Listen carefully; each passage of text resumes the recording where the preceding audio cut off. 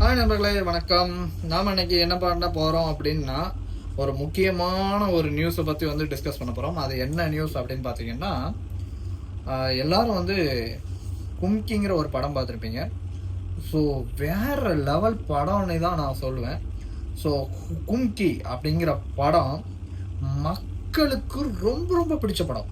So அதாவது ஒரு love Seenu, ஒரு கஷ்டத்தில் இருக்கிற ஒருத்தன் வாழ்க்கையில் எப்படி முன்னேறுவான், அந்த ஒரு நோக்கத்தோடு போன ஒருத்தன் வந்து எப்படி சாதிச்சானா, முன்னேறினானா இல்லையா அப்படிங்கிறத வந்து காட்டுற ஒரு அற்புதமான படமாக இருக்கும்.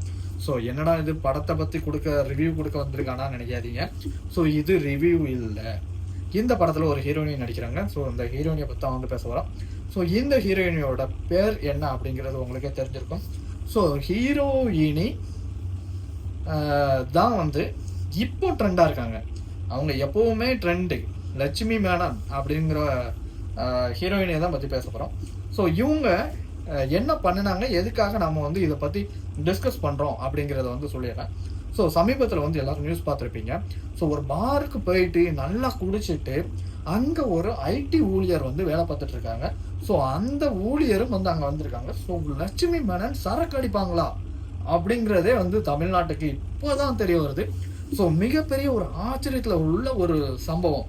ஸோ என்ன பண்ணுறாங்கன்னா, தகராறில் ஈடுபடுறாங்க. ஸோ லைவ் காட்சா வந்து அதை டிவியில் போடுறாங்க. டிவியில் போட்டு மக்கள் எல்லாரும் நியூஸில் பார்க்குறாங்க. ஸோ லட்சுமி மேனன் வந்து கையை பிடிச்சு என்ன பண்ணுறாங்கன்னா, அதில் தகராறு பண்ணுற ஒரு பெண்ணை வந்து என்ன பண்ணுறாங்கன்னா பிடிச்சு இழுக்கிறாங்க. ஸோ சம்பவத்தில் வந்து லட்சுமி மேனன் தப்பு பண்ணலை அப்படிங்கிற மாதிரி தான் நமக்கும் தெரியுது. பக்கத்தில் உள்ள பெண்ணு தான் வந்து பயங்கரமாக ரொம்ப சண்டை போடுறாங்க.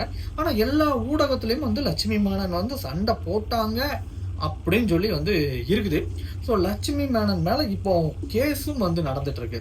ஸோ ஒரு ஹீரோயினி படம் வாய்ப்பு கிடைக்கலன்னா சரக்கடிக்கிற லெவலுக்கு போவாங்களா அப்படிங்கிறத தமிழ்நாடு இப்போ தான் வந்து பார்த்துட்டும் இருக்குது. ஸோ யாரை வந்து நம்ம நல்லவங்க, இவங்கெல்லாம் வந்து சினிமா ஃபீல்டில் வந்து இவ்வளோ அடக்கம் ஒடுக்கமா அப்படின்னு நினச்சோம்னா, ஸோ அது வந்து நம்மளோட அறியாமையை வந்து வெளிப்படுத்துது.